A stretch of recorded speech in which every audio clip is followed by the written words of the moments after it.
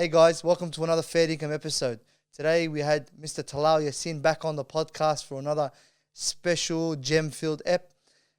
This time we spoke about the ins and outs of superannuation, everything you need to know as a layman. We also touched on the age-long debate about Islamic finance being halal. We also went into Sharia compliance and borrowing money and investing. And he also left us with some tips and tricks on how to look at your money long-term, short-term, and general rules of thumb when it comes to making and balancing your money. So don't forget to like, comment, and subscribe on the video, and enjoy. If you believe in fast money, right, you're destined for failure because there's no such thing. Number one. And to put a little religious bent on it, gharar in Islam, uncertainty, fast cash is actually haram. It's one thing that we can't invest in. Oh, well. Right? So gharar, like uncertainty, fluid markets, you lose $1 million, make $1 million. We actually, Muslims, discourage that. Wow. Muslims like certainty. Risk, you must take risk, but not crazy risk. Number one. Number two, if some bro offers you 15% guarantee, bro. Fair income.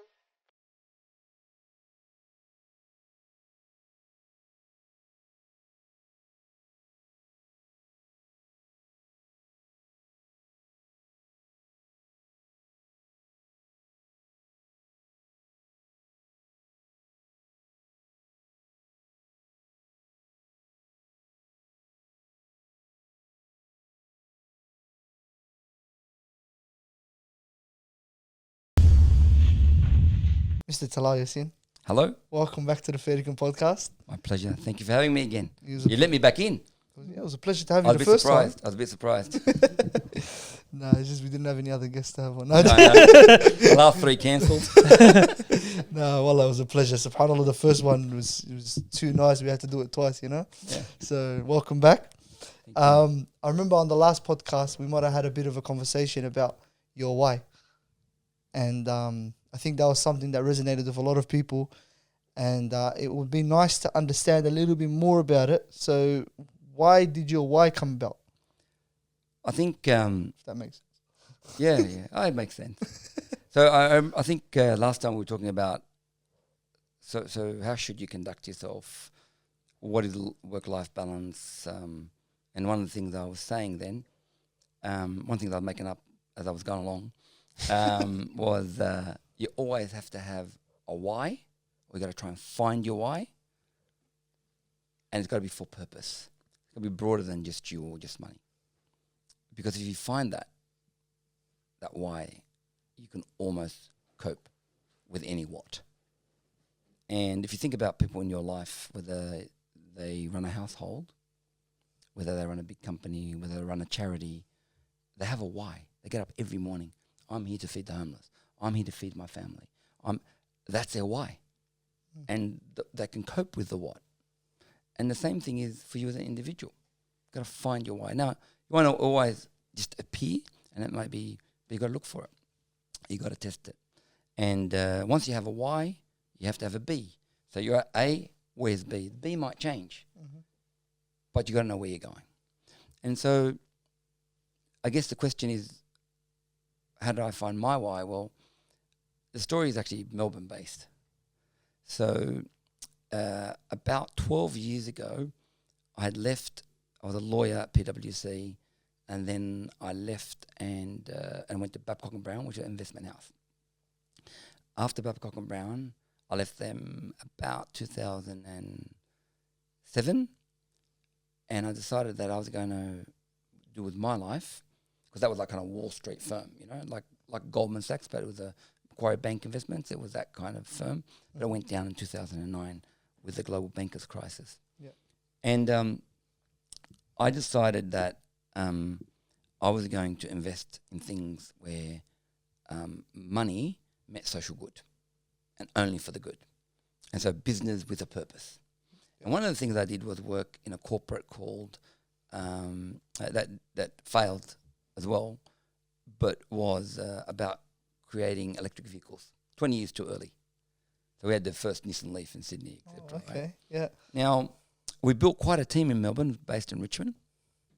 very Silicon Valley kind of startup, very intelligent people, you know. And at about that time, in fact, not about time, exactly when it was, 2010, I decided to take my parents to Hajj. And it was a Melbourne-based business, and I was number 2 or number 3, and I'd fly in every week, you know, 5 million points on the frequent flyer. I was in and out, and I'm not saying that as a boast, it's a lament.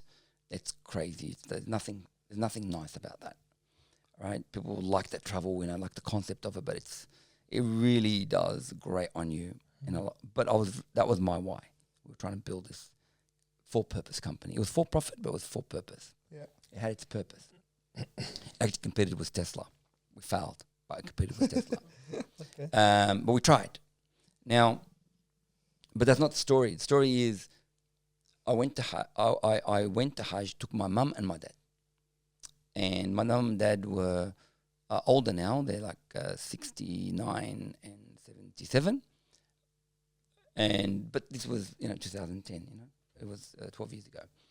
And I went to Hajj, and it was very, very interesting on so many different levels. But I'm not saying I went there and had some miracle, and I loved Hajj. It was amazing. But it's the little things that cause the miracle. So when I was sitting there, they got the Saudis, they have this shukha walking around and doing da'wah. But their da'wah is human da'wah. So some random dude sat down with my mum and my dad, started talking to me in English. So where are you from? Oh, I'm from Australia. What are you doing here? What do you do? I was a banker, I'm a lawyer. And he said, oh, that's very interesting. So it seems to me you're ticking this off your list. But do you remember, young man? He did call me young man. He was the sheikh, of course. This is one of the most important things you'll do, coming closer to Allah and actually taking that time out. But it seems to me you're just doing a ticker box exercise. I said, oh, thank you very much. Assalamu alaikum, smiled, took mum and dad, moved on. I was a carer. This is the Hajj. Anyway, long story short, we come back, fly into Sydney, bring the Zamzam water. I got off the plane, mum and dad went home, my wife picked me up, went back to my place, gave them Zamzam water. Hello, how are you? Assalamu alaikum, shaved head, all the rest of it. And then got straight back in the car, went back to Sydney domestic airport, got on a plane, flew to Avalon Airport, and then had a car waiting to take me to the strategic planning session for this company where I was presenting. Because it happened to be the annual retreat. Yeah, wow. Okay. And I remember, like, they were there the day before. It was a 3-day retreat. I was presenting on day 2. And first of all, nobody recognized me when I walked in. Literally nobody recognized. So, you have your head, right? I wasn't in a suit. Like, can I help you? It would have been funny if you came in with the thobe and everything. Yeah. I'm sure it would have been just as bad, right? Number 2, I remember making it. Like, it's a big, flying from Saudi Arabia, same day going to Melbourne, then flying to Avalon, then getting in a car and driving an hour. And then I did the presentation. Everybody said, hello, how are you, etc. And then I went back to bed. And man, I was slammed. Like, I was just like out of it. And I then realized, lying on that bed there, like, the sheikh was right. It was a to-do list. Literally, just ticking it off. It was like literally ticking off a list. Yep. Like, done my 3 weeks. Like, pause, back on again. It was, but I actually conducted myself like that. It was literally put the suit on like nothing happened, right? Once I walked in, said hello, I went and wore my suit and came back. And like, it was a pause. And it's not, from that day on, I was going to do more for what I thought was really important. And my community was most important to me. And whilst I was doing something really good, it was for purpose, for profit. It was only for the good. I thought I wanted to do something bigger than that. It can't be I put a pause on it. It can't be, because we're very religious people, but we're culturally religious. You know, Lebanese Muslims are culturally religious. A lot, not everybody, but a lot of them. And I wanted to make it more than just culture, more than just practice, more than just people calling it Hajj, you know. And so that's my why. And so from there on in, I was actively seeking opportunities. We had already thought about, I was looking at the files the other day, filing stuff away. I found the first legal advice I got to setting up a super fund was in 2007. Wow. Crescent Wealth was set up in 2011. First legal advice that I paid for. Yep. I want to set up a fund, and then meeting thereafter, etc. But at that 2010, after I went to Hajj and came back with my mum and dad, I decided that was my why. Alhamdulillah, Allah tabarna barakatuh. I can do something about it, and bloody hell, I don't want to live. I want to live a life on a weekly basis, not repeat the 1 week 40 times, 100%. which is what we do, you know? And I kind of just literally pause that and then, you know, press play and went straight back to where I was. Yeah. And on that basis, then I decided that I was going to look more actively and more focused at Islamic finance, at the community, at what we can do. That was blue ocean and not red ocean. And what I mean by that, if you're familiar with blue ocean, red ocean, so it's about competition and about markets. Okay, yeah. In simple English, you always look to do things that other people aren't doing. You don't do the Islamic or the Libo thing or both, where someone's doing a shop, you set up a shop right next to them. It's the reverse of that. Someone's doing a bakery, you create a bakery. Someone's got a delicatessen, you literally, Coburg Road, Wanji Street, Lakemba. We have that in our community. You look at where it's, so in the red ocean is about blood, you're spilling blood, you're competing, right? Yeah. So if you take 1% or 2% of the market, that's the red ocean. Blue ocean, you're swimming in the blue ocean, nobody around you. And then I decided, because we had already thought about it, built it, structured it, and really thought deeply about what we can do. And always people, when I was in the banking and legal world, Islamic finance is the next big thing. It's a huge multi-trillion, multi-billion. And I still say that today. Then I said to them, show me one, like all the lawyers, all the bankers, all the insurers said, oh, we are a panel. We've advised on this for years. So show me one institution, not some random guy on Coburg Road or Wanji Road, Lakemba. I mean, institution that does Islamic finance in Australia. There wasn't one, not one. That is long-term institution, and and I mean corporately, right? So there've been community institutions that are wonderful, have done really good job. But I mean corporates that are going to compete with the majors, right? Not second tier, not third tier, but full-on institutions that were for profit, for purpose. Like an Islamic bank or something like that. Anyway, there wasn't. And so my why became, well, I wanted to set that up. Now, I've got to say and admit right up front, it was very, without blissful ignorance, it would never happened. If I knew what I did today, it's like, you're walking on a high wire. If you knew that you could fall, you would never do it. But if you don't know what's under you, you'd do it, right? In the sense of how much it took, what it took to pioneer Islamically. And that's what we're actually doing. You mean sacrifices financially or personally, professionally? All above. Yeah. And so at that time, I decided that, well, maybe I should move on to something else. I was weighing up. I had a CEO-ship offer of a listed company in Australia, or I could invest my own money, my own time, my own effort in an Islamic fund. I went to Paris, got interviewed. Oh, wow. Came back, got the job offer. Went to Paris again. They wanted to double check. Won't name the company. And I said, well, I'm going to regret actually never giving this a shot. Yeah. Right? And so we then started building it to be what we always thought the community would really like. And that is a trusted institution that exists for the community, that is ultra ethical in its investment philosophy, and that acts ultra ethically. Not to say it's perfect, always mistakes will be made. That its aim is to help the Muslim community build their wealth and retire in dignity and in honor. That's the Crescent Wealth story.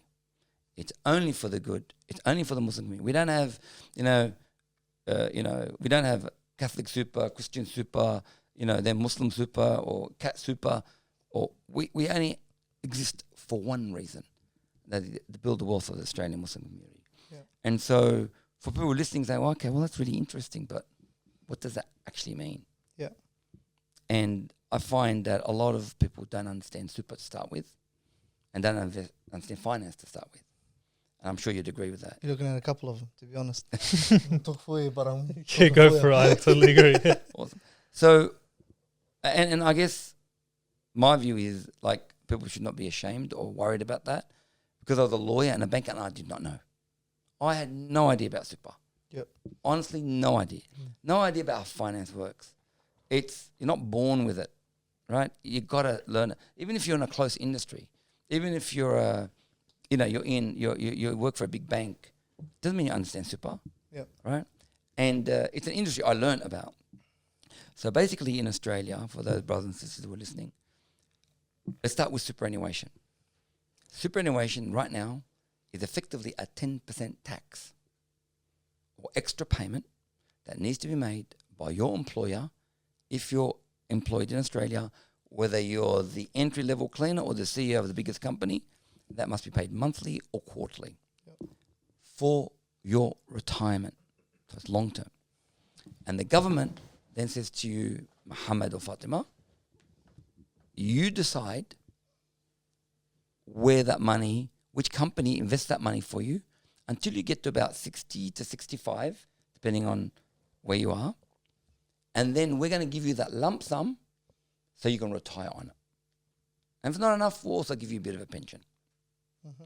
And so basically it's about saving early from the very start. And it's an enforced savings scheme. It's the only one in the world of the nature of Australia, but the world is now following us. And it's a magnificent reform of the Labor government under Paul Keating and a guy called Bill Kelty from Melbourne. Okay. So it's created a multi-trillion-dollar industry and savings for people to retire. So what does that mean? Well, that means for the average individual, when they start work, wherever they start work, they've got to pick a super fund. So the employer says, okay, I'm paying you, Muhammad, $500 a week. I've got to pay $50 a week to a super fund. You pick and you have a choice mostly which one you pick. Mm-hmm. That's cool. That's super fund. And forever until you're about 60 to 65, as long as you work, your employer will have to pay that into almost like a bank account that's invested. Now, and I was one of those people, and I didn't understand that. But the thing is, why we create Crescent Wealth is that if you're Muslim and that means something to you, and you want to invest money in accordance with your values and your beliefs, then you want to invest in a halal way. We can't say halal because we're not sheikhs. We can't declare halal, but in a sharia compliant way. Mm-hmm. And what is a sharia compliant way? What is the difference between Islamic super fund and normal super fund? Yep. Well, they're both the same in many ways. They take your $100 and they invest it in many, many companies with different risk profiles, but it's always safe, relatively safe. And that's what we do as a super fund, but we make sure that the companies we invest in are Sharia compliant. Mm-hmm. That means they don't invest in tobacco, armaments, pornography, alcohol, or insurance companies or banks, riba, interest. Yeah. And that's basically it. Yeah. And people say, okay, well, Talal, where did you study to give me those rules? I said, alhamdulillah, I didn't study anywhere. Believe it or not, in Islamic finance, and this is, subhanAllah, it's a wonder for me because we Muslims don't agree about anything. But we have a global Islamic code called IOFI. It's an umbrella organization based in Bahrain that determines what Sharia compliant means. And we adopt those rules, like 90% of Islamic finance around the world. Yeah. We're a member of that organization. We adopt their rules. And they set out rules for everything. They're all the imams around the world who determine it. So in simple English, you pick an Islamic fund because the money you get, the $1 million or the $500,000 when you're 60 or 65, is Sharia compliant. Yeah. That's the difference. So that's kind of hopefully explains a little bit about what's the difference between what is a super fund and what is an Islamic super fund. Yeah, I wanted to say, like, from what I understand, not only do the people that invest their money in, for example, a Sharia compliant super fund, not only will they be getting their benefit in the hereafter in regards to their money being invested and them getting a return, there is also the benefit that it's going to go into the community and benefit it in proper ways. Yeah. Do you have any examples of organizations or things? Are you even allowed to disclose this? Yeah. About, like, for example, like things that you guys invest in? Of course. So because we're a registered super fund, it's actually completely transparent. Okay. In fact, the shares that we invest in, right, have to be declared on our website. We're audited on 2 levels. We have 3 audits a year. The first audit is Ernst & Young, EY. They audit on a super fund level. They audit us a financial audit, which is money in, money out, a legal compliance audit. And then we have an Islamic audit. So we get audited by Dubai Islamic Bank, Dar al-Sharia. That means they come and check everything that we've done and then issue a fatwa or a ruling that says you're still compliant, which is very, very important to what Sharia compliant means. How regular is that check? Annually. Okay. Every year, annually, you've got to pay hundreds of thousands of dollars to do those audits. Yeah. And so this is what I mean about Sharia compliance. Sharia compliance is not about greenwashing. That's like, Bismillah, it's halal, it's halal. There you go. Islamic finance is a standard that you comply with. You declare that standard. You then have the professional competence to perform to that standard, and then you have the person that's independent of you check. If anybody says to you, Wallahi brother, this is Sharia compliant, say, show me your audit paper. If they do not, let them say, we just belong to this organization. Show me where you can prove to me that you're audited. What's the specific name of the auditors that we're looking for here? There's many auditors. Oh, so there's not one. So there is a standard. This is the Islamic standard. IOFI sets the standard. So not one Sharia scholar comes and tells you it's got to be this, and one imam says that. It's a global Islamic standard. 99% of Sharia scholars agree. Then you've got to become a member of that organization if you're a finance company of any sort, and then you've got to declare to people what you comply with. And then you've got to make sure your business complies with very strict rules. Yep. Then you've got to get an independent firm, and there's about 10 of them globally that are experts. And they're like, PwC, like the big one, but they're Islamic firms. One in Malaysia, there's one in Dubai, there's one in Saudi Arabia that comes and then does an audit on you, ask you which shares are you invested in, why did you invest in that company, you breached this rule, you breached that rule, etc. This is in, this is out, and then has to declare that you're Sharia compliant. At Crescent Wealth, we do not consider, at Crescent Group, you Sharia compliant unless you can't greenwash. We use the greenwash word for, greenies. Like, we're environmentally sensitive, but they're just claiming it, but they're not doing it. Well, Muslims are the best at greenwashing. Wallahi, brother, this is lillah. Wallahi, I paid $2, you can have for $1.50. Wallahi, I'm not going to eat tonight. So we want to set that standard. Definitely. But it's also important for people to know their standard and safety, but actually know why we do it. And the reason we do it is so people can retire in dignity and honor, and take money that's not come from riba, not come from poker machines, not come from things that we would not consider ourselves halal in any way. And to address a couple of other things for young brothers and sisters, if they're 24, 25, and you say, hey, you're going to get this money when you're 65, like, come on, I'm not even married yet. Like, I don't have a house. Like, what are you talking to me about retirement? I haven't lived yet. But it's the second most important asset. Used to be the super was the second most important asset people used to have who were young. Like it could be hundreds of thousands of dollars over 10 years. If invested properly, it could be millions. Okay, over 30 years. But now, because houses are so expensive, It's actually your biggest asset. It is actually your biggest asset. Oh. Because young people aren't buying houses anymore. Yeah. How can they afford it in Yeah. Sydney and in Melbourne? The prices are crazy. Yeah. So if you look at their personal wealth, they might be 30 and they have $200,000 in super. They don't own a house. Still saving for a deposit. Now they're buying at 35 and 40. So it's a very important asset.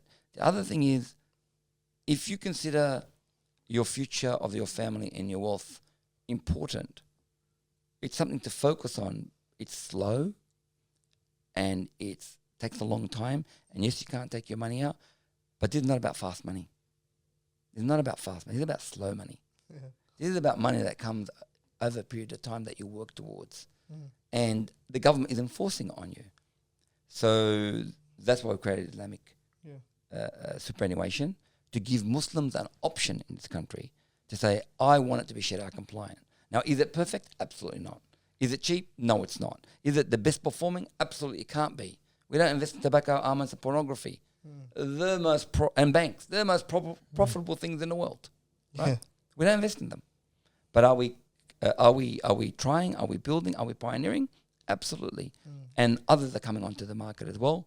And we want to see it grow. We want people to actually really understand and help build wealth Islamically, because there's barakah in Islamic wealth. Definitely. So what we're saying is basically superannuation is an investment for your future.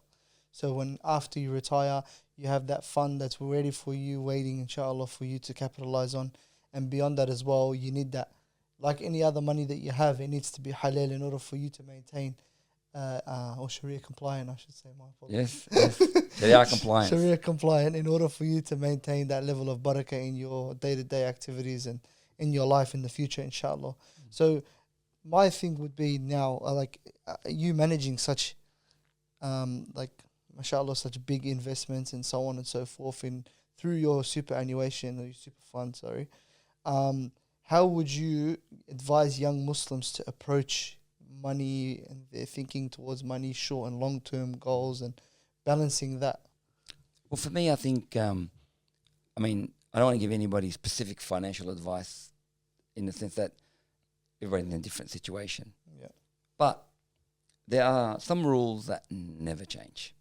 And the first one from my own community, and then the Muslim community, is that there are no hacks. There is no fast money. There is... By the way, guys, there's 80% of you guys who watch our videos are actually not subscribed. So stop the video right here. My voice cut out. Stop the video right here. Subscribe. I'll give him a second. Now we can resume the video. Enjoy. If you believe in fast money, right, you're destined for failure, because there's no such thing. Number one. And to put a little religious bent on it, gharar in Islam, uncertainty, fast cash, is actually haram. It's one of the things we can't invest in. Oh, well. Right? So gharar, like uncertainty, fluid markets, you lose $1 million, make $1 million. We actually, Muslims, discourage that. Wow. Muslims like certainty. Risk, you must take risk, but not crazy risk. Number one. Number two, if some bro offers you 15% guarantee, bro, no, they're a crim. They're not misguided. They haven't studied it wrong. They're a criminal. Nobody can offer you 15% annually and actually make it and guarantee it, right? Yep. No, it's just a matter of time. You're going to read about them in the news. They're going to be in Dubai, right? Number three, I can say to anybody actually, is that investment and returns are the same as gravity. What goes up must come down. And Islamic rules are very clear. And mashallah, as I studied them, I'm an Australian banker and lawyer and MBA. I'm not a religious scholar, but subhanallah, as I actually have learnt the rules, which seem basic to me, like, come on, like they're like so straightforward. The barakah of the rules, subhanallah, is amazing. And I can say that as a non-sheikh. I'm just a layman who's trying to do the right thing. And the Islamic rules around investment that I'll talk about today have been so important in the growth of Muslim communities globally and historically. We've got to reapply them. But one of the rules is gravity. And it's a general investment rule. Yep.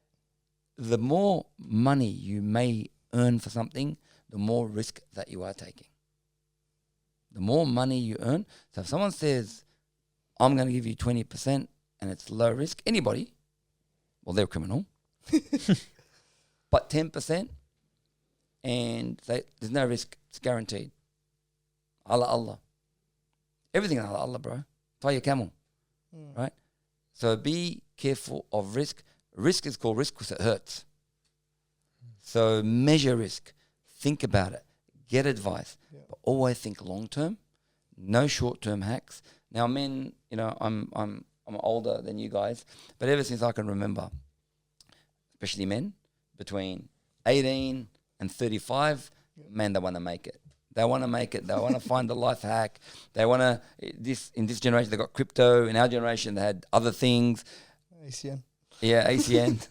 all kinds of things, right? Like I can name 100 pyramid schemes, man. Yeah. I used to remember in one time, wallahi, I couldn't take a call from one of my friends. Because the minute I got, hello, how you going, Habibi?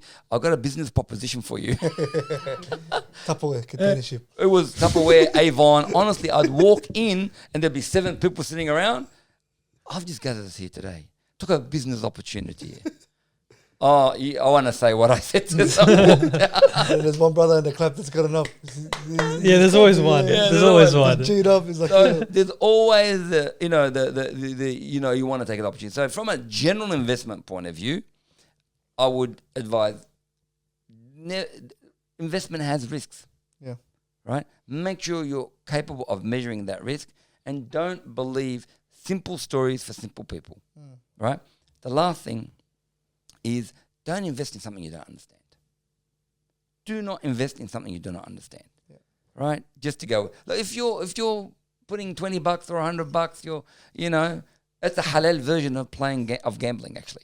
Yeah. Investment. Like put $100 in halal crypto if there's such a thing. I'm not sure there is such a thing. Put $100 on this share, that you think is halal or it's a stock. But that's what I call halal gambling. Because you don't know anything about it. It's just going up or down, right? Yeah. It's like putting $5 on the pokies, right? But a lot of people in our community invest serious money in things they do not understand. Not just our community, just generally. And they got 50,000. They've worked for 3, 4, 5 years, day and night. And then they go invest it in crypto.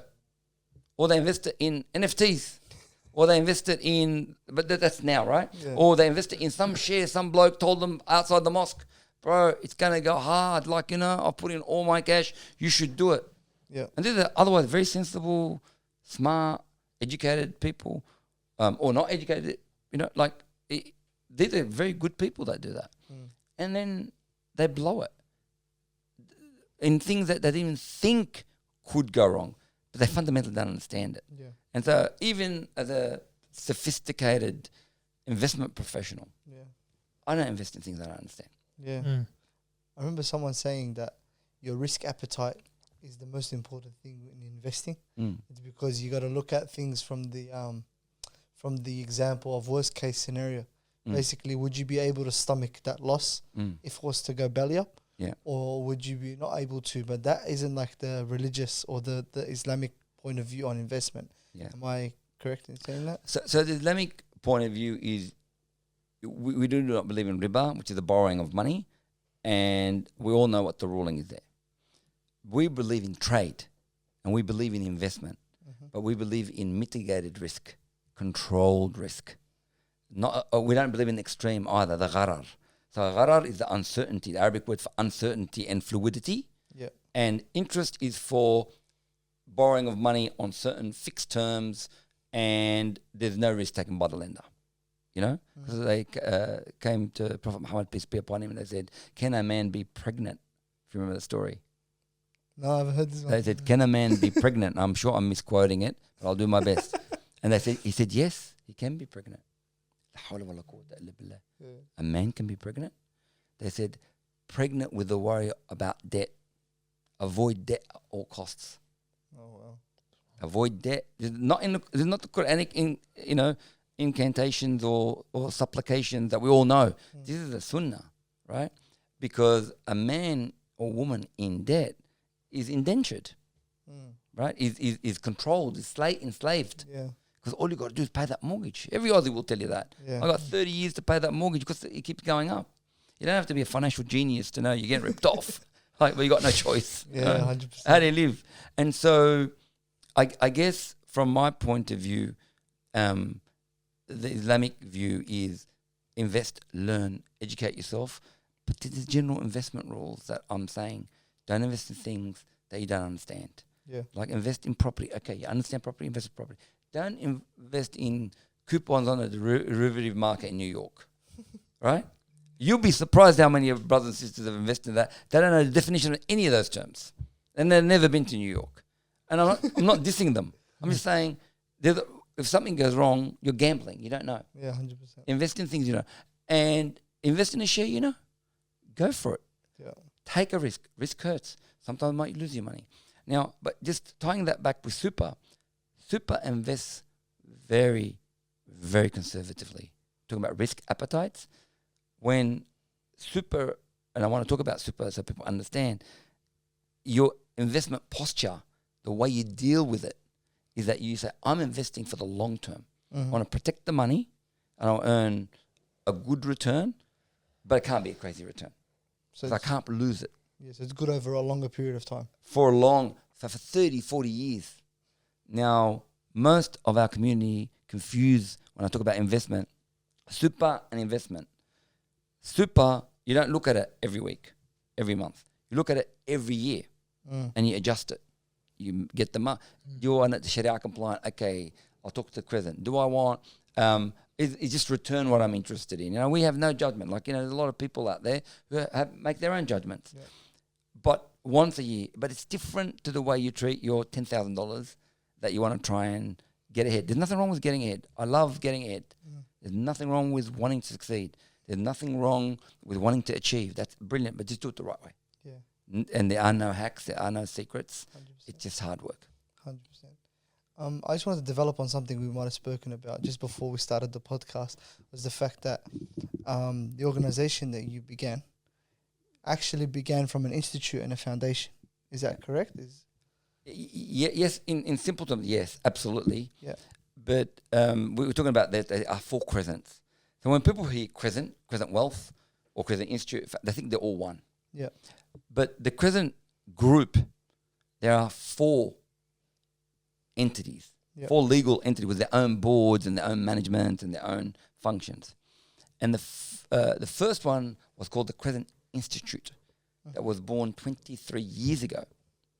And that is about accessible networking for Australian Muslims, to the who's who of Australia. You pay $20, you show up and talk to Bill Shorten, or you talk to Mark Bouris, or you talk to Anne Ali. Okay. And it's conducted in the CBD in Melbourne, and there's a chapter in each state. That's 23 years old. So we, as Crescent Group, started off like RACV. So RACV is a mutual. Okay. RACV is about servicing your car.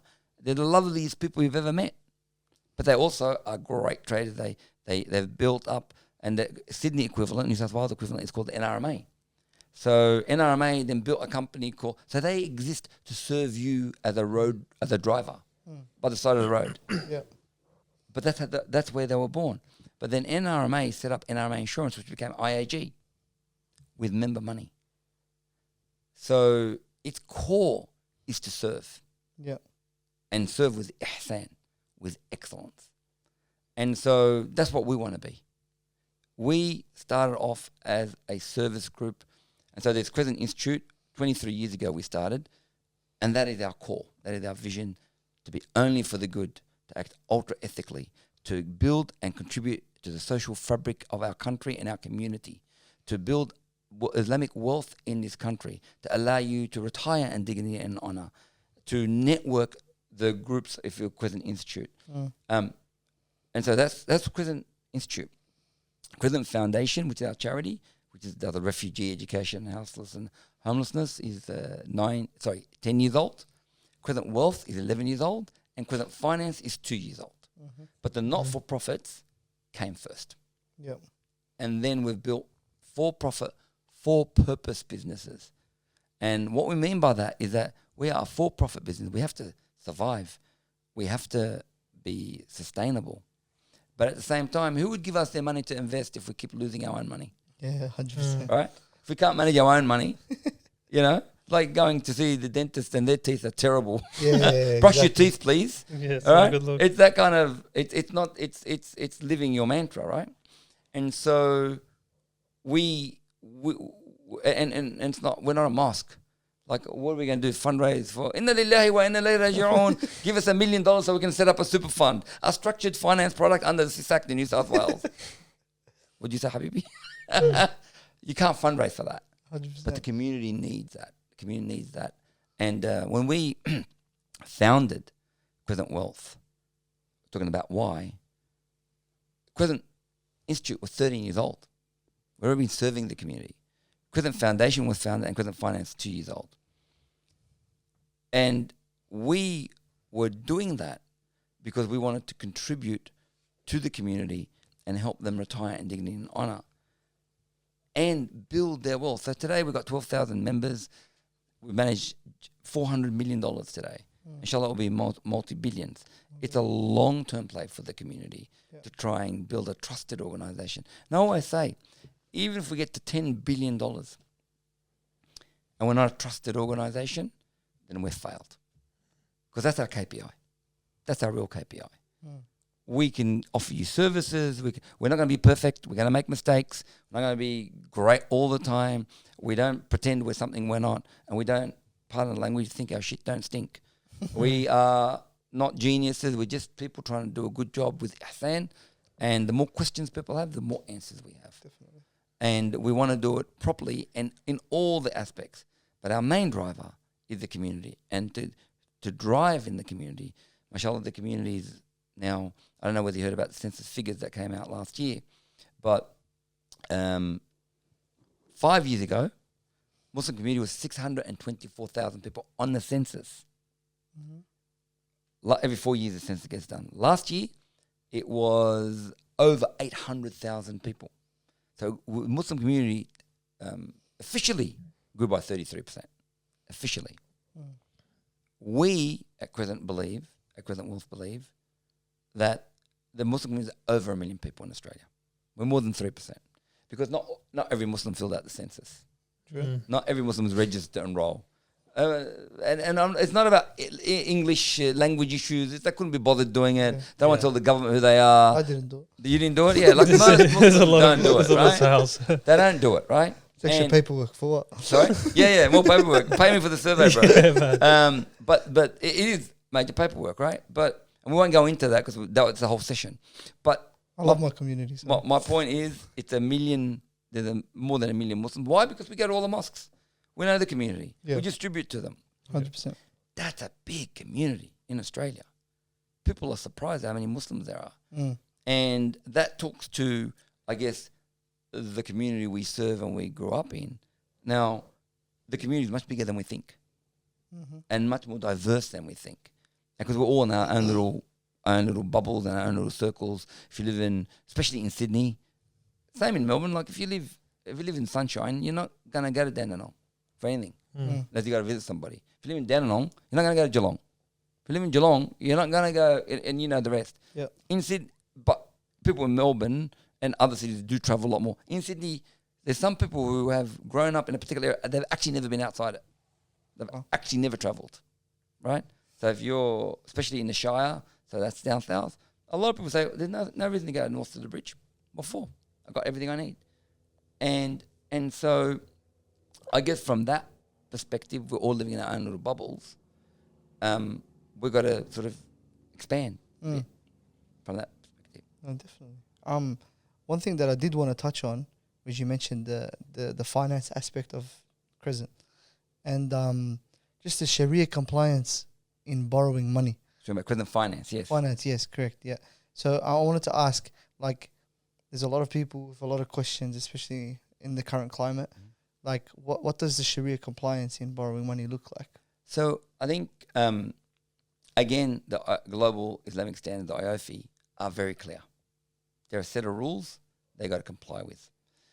In the simplest possible English, as I can manage, because I'm not an expert in the area, for my understanding, Sharia compliance has two aspects for borrowing money or buying a house, co-investing in a house.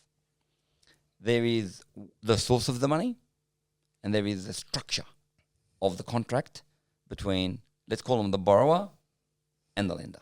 Mm-hmm. So let's deal with the second one first, because that's easy. The structure is mostly used in the world. There's like 6 or 7 different sort of structures, but the one used most is the good old Aussie one known as rent to own. In Arabic, it's the tijara tantahi bit-tamlik, which is rent to own, literally. But in Australia, that exists independently. And that is, we co-invest with you, you rent the house until you give us our principal back, and you pay the rent up at that point. The second part is where the money's from. Now in Australia, there are several institutions that have been in the community for many years.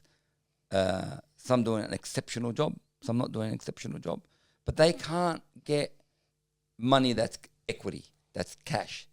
They borrow it from another lending institution, and they do it under law of necessity, which is, in many people, are still better than not doing it at all. Yeah. And as I said, some people are doing an exceptional job at it, and my hat off to them, because MCCA is the institution I'm referring to. Because in reality, they've been serving the community for 35 years. And you don't have to be perfect to be good. And nobody's perfect, including us, but they're an institution that has been trying to serve the community. Now, but with Crescent Finance, we're saying we're not going to come to market unless we can satisfy both. And we know how hard it is to get capital, to get investment. And so it's where the money's from and the structure. Now, everybody needs to live somewhere. You know, buying a home in Australia, the interest rates today, we're filming on a Tuesday, went up for the 8th time consecutively. The RBA rose interest rates. It's becoming very difficult for younger and older people to buy property. And so we're trying to help people build families and build their life. Yep. And by bringing a Sharia compliant product to the 1 million Muslims there are in Australia, because there are a lot more people who need the house than they need super, and to serve the community. And as I said, there's 1 million Muslims in Australia. The market is very underserved. Definitely. Very underserved. Nobody even has 1% or 2% of the market. And we've got a long way to go. Wow. And I guess we touched on it earlier about what Crescent was and Crescent's position is. Well, our position is we're pioneers in superannuation. We're pioneers in finance if we can get up and operating the way we're thinking. But pioneers of an industry mean we want others. We're the first. Doesn't mean we're the only. So we're hoping anybody listening to this thinks, I want to do that. I want to be Crescent 2. I want to be Crescent 3. I want to be Crescent 4. Because there's 1 million Muslims growing up in Australia that need services, that deserve to retire in dignity and honour, that deserve to live in a house where it's not riba based, that deserve to build their family and their institutions, that can borrow some money for their business, whatever that may be. And I'm really looking forward to the day where there are 10 Crescents called Medina and Amani, and I'm making up names here, whatever they want to be called, right? Because the community needs that service and needs that honest and transparent wealth management and wealth building and financial support, like everybody else. And I guess this is where it comes in, where I'm basically going to play a little bit of devil's advocate here. And I'm going to look at it at the point of view of somebody who's currently struggling with his mortgage, who's seen the rate rise again, and has the question or begs the question, like, how does an institution that has a Sharia compliant base, how does the rates continue to rise alongside the RBAs? That's a very, very good question on so many different levels. And I won't give you the long technical answer, but I'll give you hopefully the simple one that makes sense. Yeah. So when you're trying to set up something that is Islamically compliant, you got to benchmark it. Okay, you got to benchmark it on the cost of capital, how much. So even in Islamic investment, when an investor puts their money in, they want a return. Okay, where they want a return. When a bank, a conventional bank, lends you money, it borrows that money. It's like a chain. It borrows it globally. It then has it and lends it to some people. Then it gives it to brokers to on lend, right? Yeah. But there's a cost of that money. And that's the cost of money. And so along come Islamic institutions and say, all right, let's say so if they're borrowing money, if they're getting it from a bank, they can, like some institutions get it from a Challenger or a Westpac, and they then get that money and then say, well, we don't have, it's a law of necessity, we don't have anywhere else to get the money, but we're going to do an Islamic structure. But where they get the money from, puts up the interest rate or puts up the rate, it's not their money, they got to follow on. Yeah. Right? And that's why it happens. Okay? But you got to accept that it's better than nothing. Definitely. Right? You got to accept it's better than nothing. Now, with our model, it's similarly challenged. Even if it's equity, it's like cash money. It's not lent from anybody. It's invested by somebody. Yeah. If the cost of that money, the investor, because we've got to give the investor a return. All right? We've got to give an investor a return. If they want 3% return on their money, right, or their rent, or their property, then the cost goes up to you, number one. Number two, and this is for everybody in the market, how do you say to Muhammad, how do you compare? Like, how do you actually, Muhammad says, I got CBA, and I got MCCA, and I got XYZ. And I can't compare. So there's a comparison rate. I know you've heard of the comparison rate. I won't get technical about that. But it's a rate to try and get you to compare. Yeah. So people come around and say, well, that's not Islamic. Come on. Well, what they're talking about is one, not IOFI standard. Two, they're talking about gold standard. Okay. When money was connected to gold. I don't get too technical. Yeah. But Islamically, they read it and they say, well, hang on, I should be fixed for the next 20 years. Yeah. That's what they believe. Like 20 years, I rent the house, that's it. But it doesn't work like that in the modern world, even Islamically, even in Dubai, even in Saudi Arabia. That doesn't work like that at all. Yeah. But they also that never worked like that in Islam. Even back in the days of the Prophet, peace be upon him, it never worked like that. That's their simple view of what it is. And they say, oh, it's not Sharia compliant, like for sure. Yeah. But I also take the view that, and I'm trying to explain, but I'm not a scholar. So when people come to argue with me about Islamic creed, I say, number one, I'm not qualified to have this discussion. And I know a little bit because I'm the longest serving Islamic finance professional in the country. So I run a fund. I run a firm. So that means you're less even qualified than me. And I know I'm not prepared to have this discussion. You want to have a discussion about what Sharia compliant? Google and YouTube aren't going to teach you that. Even imams in our community do have 1 day's education, like the best imams. Crash course. Because it's a very minor area in their study, right? And most imams, you go to say, Habibi, look, I studied that 20 years ago when I was at Al-Azhar. I don't remember, right? Because it's a very, very defined area. And so that's why you hire Data Sharia, Dubai Islamic Bank, people who are experts. They are well-known experts. So when someone comes and says, this is halal, this is haram, I say, you're throwing around terms like halal, haram, like we're Islamic scholars, Al-Ghazali. Yeah. We barely know how to pray. I'm not prepared to have that discussion. And people come and argue with me about creed. Like, what do I know where this is? Like, I quote the Quran and quote the Sunnah. I said, you're like a mechanic that's never actually driven a car. Hey, you told me the carburetor doesn't work and all the rest. Give it to the mechanic. 100%. That's the way we do it. And so, but to make it, but I don't want to overcomplicate it for people. Yeah. We get these standards that I'm talking about from the Islamic scholars, and they're the IOFI standard. Yeah. And to make it really simple for people, there are offerings coming to the market. There are opportunities. Yeah. The Crescent Finance is bringing an opportunity in the near future, but there are other people out there trying to do a really good job for a really big market. And I think if you feel that you want some peace of mind, I strongly suggest you do Islamic finance. You know, I strongly suggest that. And I also strongly suggest that you be thinking about, you make a decision. Yeah. And you don't, you tie your camel. Yeah. You make an informed decision. And there's no judgment. You know, you end up with a conventional bank, you end up with a MCCA, you end up, absolutely fine. But we're here to offer an alternative. We're here to offer. We're not a sheikh preaching. We're not pretending that we know it all. Nobody is. Yeah. We're here to serve the community. Definitely. And I think there have been a number of institutions that have been around for a very long time that are serving very, very well, alhamdulillah. MashaAllah. This is something that I'll say just based off of my experience within the community. This kind of like, this reminds me of, I'll come around. It's a bit of a tangent, but I'll come around. Yeah.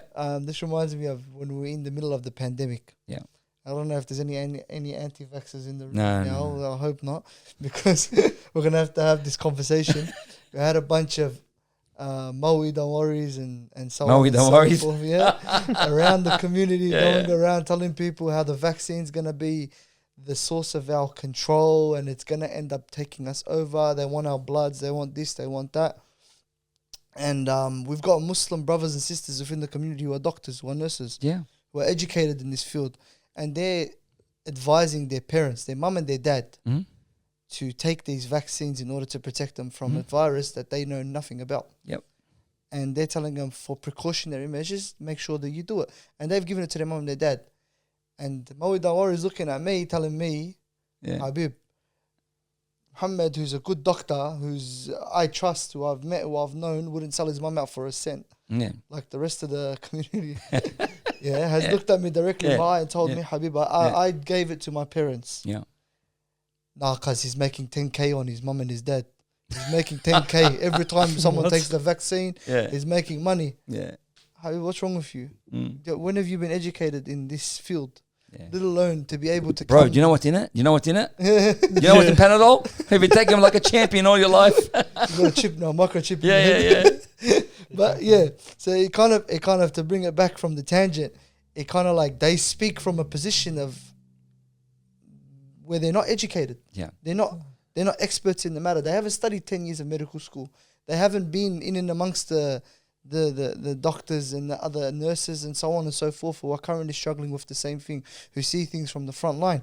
And this kind of begs the same question with Islamic finance. As you were saying, there are scholars. We're talking scholars, Sharia advisors, people who have studied the deen, who have studied finance, who have studied Islamic finance, who have studied the ins and outs of everything in the deen. You think that they would sell their akhirah, their potential jannah, they know a lot about the deen, they're going to sell their hereafter out for a couple $100,000 or couple $1 million here in this world, just so everybody else can go to hell with them? No, of course not. Doesn't make sense to me. And when I explain that to people around me who have the same questions about Islamic finance, they kind of like understand, okay, that kind of makes sense.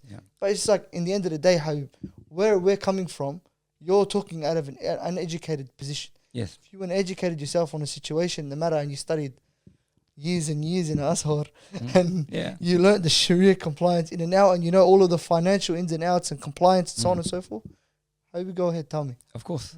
You haven't. Yeah. But I guess people, thank God it's not as bad as the pandemic, man. That was crazy. Yeah. That was crazy stuff. We can have the whole show about that. Yeah. Well, But in Islamic finance, I find people are, well, it's not as crazy, but I do find people want to argue the Islamicity of it, the creed, the halal and haram. And for me, whenever somebody wants to argue halal and haram, unless they're an Islamic finance scholar, not even a sheikh, I don't even debate with them or argue with them, because it's fact-free discussion. It's a fact-free. If you don't know the religion, how are you going to, like, that's our benchmark. How are you going to apply it? It's just accusation after accusation after accusation. And it's about barakah. Now, I found that in the first 5 years of Crescent, like I go to mosques and I talk, and now I know the person who starts up a creed discussion. So can you show me where it says halal, haram on it? The minute that happens, I know they're not actually interested in having a debate. And we're very good debaters as Muslims, but fact-free debate. Yep. No real skill, no real. That's so And true. so I have the view is that I don't know, but I know you don't know as well. Let's go. Like I literally. So tell you a story along what you've actually said. So we started up Crescent Wealth, spent millions of dollars, cost millions to set up a super fund, right? And we were in the city. I'm well known in the Sydney community. Everyone like very interested, but people were like a bit, oh, I'm not so sure. So I said, ahlan wa sahlan, welcome. You would like to come in? Come and talk to us, and let's show you what we've done. And a couple of people took me up on the offer. So we opened up a dawah room. A dawah room is a room where all the documents are. Because if you've done anything in law, and it's just reams of documents, makes most people want to yawn, right? That's what it is, but like to structure it. Yeah. Anyway, and so we got these guys to come in who I've known all my life. And I'd say, listen, first of all, I'm not an Islamic scholar, nor are you for that matter. But I'm definitely, just because you go to the mosque all the time, don't make you an Islamic scholar. Yep. But I'm definitely not. Go through all the, they come in, they go through the documents, they go through IOFE stands. They're learning, by the way, about it. They're learning. They don't know what IOFE stands for. They go through the rulings, they go through, and then they say, I'm not convinced. All right, so how am I convinced you? Let's call Dar Sharia and put you on Zoom then. It was Zoom, not Teams. Yeah. And you can talk to the imams that actually determine, like these are the specialists of the specialists. Yep. And they start arguing with them. Wow. So they say, they're saying, they're Islamic finance professionals. And so for me, it's a big community. And the view I take is, Inna lillahi wa inna ilayhi raji'un. We will return to God. Everybody makes their own judgments. We are not giving you something, this is halal, this is haram, you must do this. None of that stuff at all. Because only Allah knows what is the best for you, and you make your own free choice. We'll give you another option. And it's never going to be perfect. Hey, I can pick anything apart. It's really easy to destroy. Let me see what you built.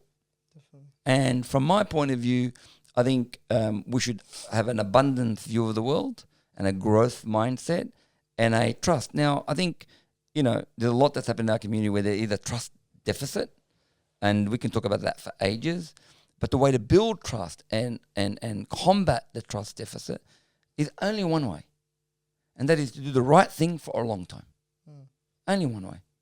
And that's what we stand for. We've been around for 23 years now as a not-for-profit, going on 11 years now, 12 years as a for-profit Crescent Wealth, and beyond, inshallah. And the only way you can build trust is be around for a long time doing the right thing. And our community want quick buck, quick money, and not all of them, but a lot do, and a lot are. There's a contagion effect from other things that have happened. Yep. And in fact, we go a bit further and we say the job of our institution is not to give back. We think that's a very, very basic thing. Like that's too basic. We seek ihsan, excellence. It's to give forward, give back, and give sideways. And so what do we mean by that? So giving back is, okay, we made some money, we'll throw you a few dollars, We don't mean it like that. We mean we exist for the community. We exist to give back without expecting anything in return. And it doesn't come from our member money, it doesn't come from the super fund. It comes from our what we do, what profits we make. So we've got to be very clear about that. Giving forward is, in the Western world, known as karma. In our world, is known as good suluk, good behavior. Okay? And that is to be helpful, to help others, to proactively go out there and do charitable deeds and charitable works. Yep. And that's the giving forward. Giving sideways is to help those in your family, in your firm, in your job, in your industry, who are like you, of you. Because they're not giving forward, they're not giving back. Let me give you an example. I was talking about Bashar Houli. So Bashar Houli is reputed for not only being a brilliant footballer, but a brilliant guy. And off the field, on the field, in the field, with the mic. Why? all the other players love him in every team he played because he would help sideways. The player who he'd be technically competing against to be on the field, he would go and talk to them. He would go support them. He would, validate them, or he would give them a pat on the back, or he would give them advice, whatever he could, and just listen to them. I'm just using that as an example.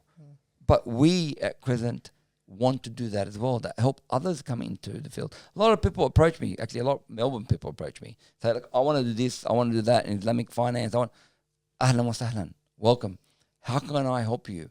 How can I help you build? And everybody in the back of their mind, tomorrow they might compete with me. So what? We've got 1 million people in the community.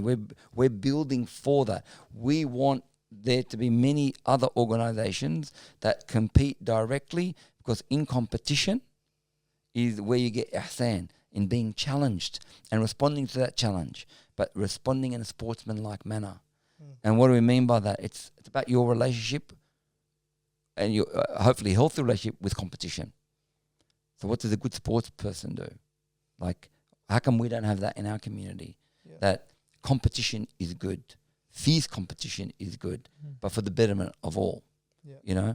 Off the field, nobody likes the person that gives up, they're taking a mark that gives you a nudge and cheap shots and doesn't, nobody likes that person. What we value when watching footy is admirable performance, a brave heart, exceptional interpersonal skills, care and courtesy and sportsmanship. They rise above it. That's what we value. That's what we think we should happen in our community, because that's a very Islamic sentiment. And that is to have a healthy view of competition and others, take a growth mindset and an abundance. There's more than enough barakah, subhanAllah. Like I told you, there's 1 million Muslims in Australia. 1 million. Just to give you real life, we have 12,000 members. We're the biggest by a country mile, which means we're tiny. It means we're tiny. The barakah, subhanAllah, of doing the right thing for a long time with a purpose and a why is amazing. And I've felt it personally. And this is what I'm going to do for as long as I can, inshallah, as long as I'm on this earth, because I think I've got my why, but there's a long way to go to serve the community. Yeah, definitely. Honestly, I really appreciate what you guys do, because I know with the community as well, one thing we like to do is point the finger. So if we, for example, giving sideways, we could say to other people, what they're not doing it, so why should I do it? Yeah. So I think it's great what you guys are doing. You guys are focusing internally on your actions and what you do, and then inshallah will follow. Inshallah. Absolutely. Inshallah khair. And a leader goes first. Doesn't measure. You want to lead, you go first, you try first, you fail first. And you know what? Even from Imam Sayyidina Muhammad sallallahu alayhi wa sallam, how many finger pointers were there? How many naysayers were there? How many backbiters were there? Hypocrites, yeah. How many hypocrites were there? With you, ma'ak, alek. I'm with you, I'm against you, depending on how the wind flows. Yep. And the community still got some of those sentiments. Still got some of them. Definitely. But the only way around them, but I've got to say also, not everybody, not all the time. I've met so many brilliant young and older Muslim men, Muslim women around the country. This is what I do for my everyday job. I fly around the country meeting exceptional Muslims. And I may have a tainted view, a very proactively, positively tainted view. Yep. Because I grew up in Guildford, Auburn, Parramatta, Sunshine West, Broadmeadow. I know our community really, really well. It's not like I grew up, in Shire. in the Shire or in Toorak, and I've come back to save the Muslim community because I'm some white knight, some reverse coconut, white on the outside, brown on the inside, I grew up in the heart of the community. I am of and from the community. When people say, "Oh, you're in a suit, Talal," like, what would you know? What do you mean, bro? I was a captain of Granville Boys High School. For those in Melbourne, I was a captain of Broadmeadow High. I'm a Broadie boy and their captain. So I was either, and so that's where that's where my parents still live. That was my old school. And so my view of the world is that our community has come such a long way. Sure, there's the negativity. Sure, there's the backbiters. There's always going to be people that, don't see abundance, don't see growth. Just, it's a great Aussie tall poppy syndrome. We just do it really much better. Yeah, definitely. We do it much better. Definitely. And the idea that we don't have opportunities in this country. We don't have, especially in Islamic finance, actually in everything. There's 1 million Muslims in this country. We have every opportunity in the world to grow, and they deserve, I guess, in simple terms, to have institutions that serve them properly and that help build their wealth like every other Australian, because that's what we stand for. And that ihsan bit, I don't know where we lost that as a general discussion, but I've got to tell you, there is a lot of brilliant Muslims out there if you just look for them.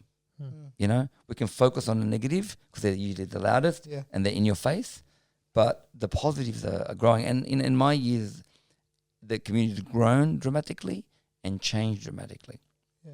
positively. Alhamdulillah. That's Alhamdulillah. great. I reckon the best way to end this podcast would be to impart some sort of knowledge or wisdom. So I'll ask of you to, I guess, pay it forward. That's a high bar, bro. Like knowledge and wisdom. Oh my God, I'm scared. You're gonna have to take the labels, bro. It comes with the territory, subhanAllah. But I guess we'll ask of you to recommend a book, an article, magazine, a person, something or someone that can help people push forward from this conversation and actually develop their knowledge further, so that they're not caught in that kind of that stalemate of ignorance, you know? Mm-hmm. So Let me give you two. So if you're talking about investment, money, how should I act, how should I behave, what are the things I should do? Believe it or not, the ASIC website, which is a regulator, a government regulator called Smart Money, Google it, Smart Money, is actually exceptional. It has simple explanations of investment, of what is right, of risk, all the things I'm talking about, and hopefully in more detail if you're serious about it. If you're not serious about it, just listen to this podcast again. We can help you, right? The second one is if you're talking about life, love, liberty, leadership, mindset, mind frame, I can highly recommend if you're a reader, it's a book called Grit by Dr. Angela Duckworth. But if you don't want to read a whole book, it's an academic book, just watch YouTube, 5-minute segment. So Grit, Grit, Angela. That's all you need to type in. And that's about her study.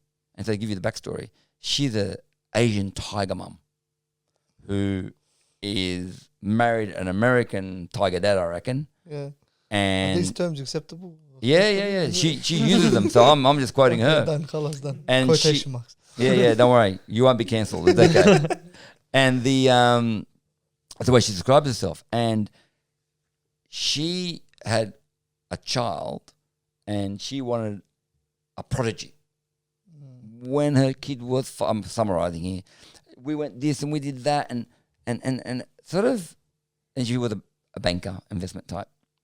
And she got really interested in the question of, across all industries, across all people, across all cultures, what determines success? What determines a successful person? And that doesn't mean just money. Yeah. It's definitely not money. Money's one of them, but just success.